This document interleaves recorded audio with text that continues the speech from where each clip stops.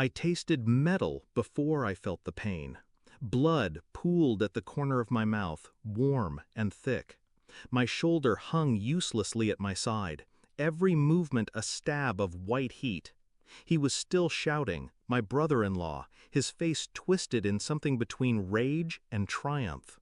And my sister, she just stood there, arms crossed, voice cold. You should have signed the mortgage. It wasn't shock that froze me, it was recognition. This wasn't sudden.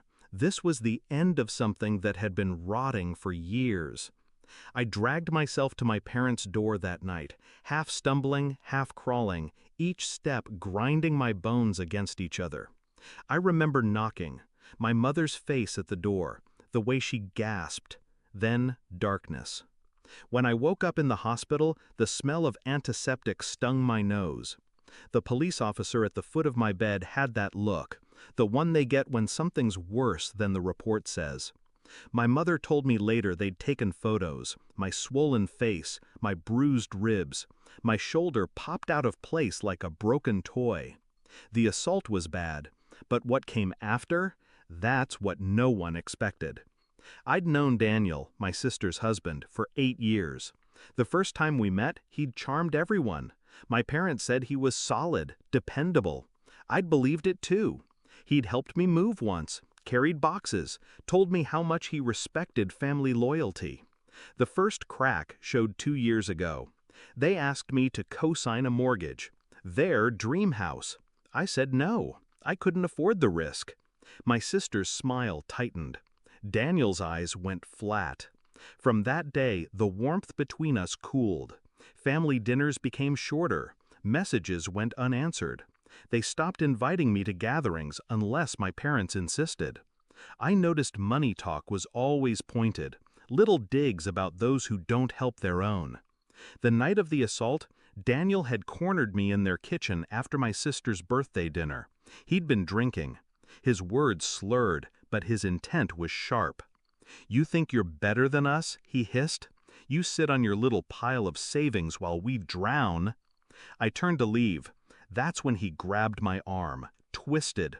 My shoulder gave way with a sickening pop. I hit the floor. His fist met my face. Twice. My sister's voice cut through the haze, not to stop him, but to deliver that single, unforgettable sentence. "You should have signed the mortgage."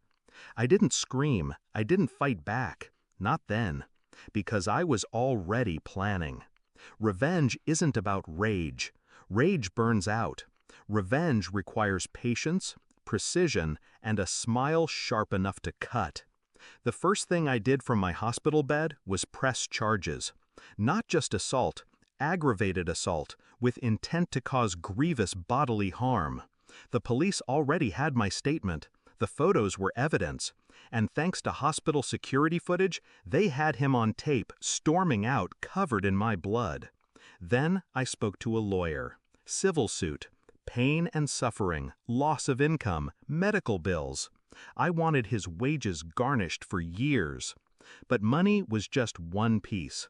The real play was quieter. I knew about the debts, the late credit card payments, the missed car installments.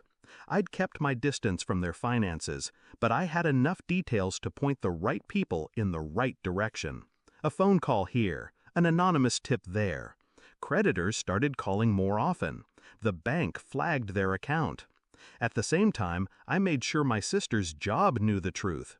HR departments don't like drama, especially not the kind involving police reports and court summons. She was let go within a month.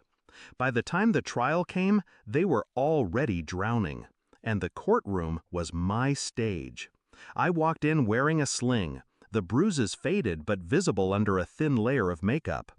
I didn't look at him when I took the stand. I spoke clearly, every detail measured. The jury heard about the assault, the threats, the coldness of my sister's words. Daniel tried to glare me down. It didn't work. The verdict? Guilty. 18 months. The day they took him away, my sister sat in the back of the courtroom.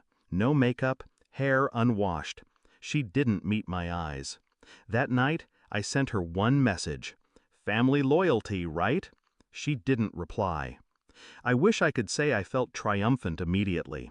Truth is, revenge is quieter than people imagine. It's not fireworks. It's the slow satisfaction of watching someone who thought they were untouchable realize the ground under them is gone. 3 months into his sentence, their house was repossessed. I didn't lift a finger. Just let the debts, the missed payments, the bad credit do their work. My sister moved back in with my parents. We don't speak. People ask if I regret it, if I miss her.